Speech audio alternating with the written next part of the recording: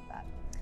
What is the significance of German church records? It seems like that's really where most of this was held. Yes. Do we have civil records too, or mostly yes, church records? Yes, there are civil registration records, but they're so Germany didn't really become a united country until 1871, and civil registration didn't start until about 1876-ish, depending on where you are in Germany. There are some Western states that had civil registration earlier, like during the Napoleonic era, that makes sense. 1794-ish, and they, I lost my train of thought.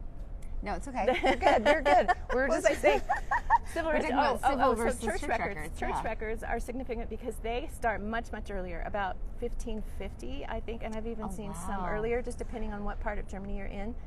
And like I said, they're very detailed. They kept a lot of records, you know, and they would say like what time the baby was born on the baptism record. Oh, that's and they would neat. tell you the occupation of the father and just all kinds of little details that you just won't find in American or English church records. That's really beautiful. So also when Germans emigrated to the States, they would start their churches. They'd establish a church in the States, and they would keep records in the same way. And so there are a lot of American German church records that are written in German, and those have been transcribed by students at BYU that studied paleography, and there's a whole series of books. It's called Geocher for short, Germans in American Church Records.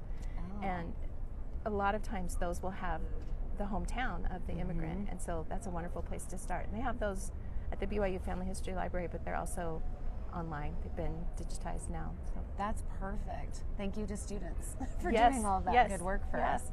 That's fantastic.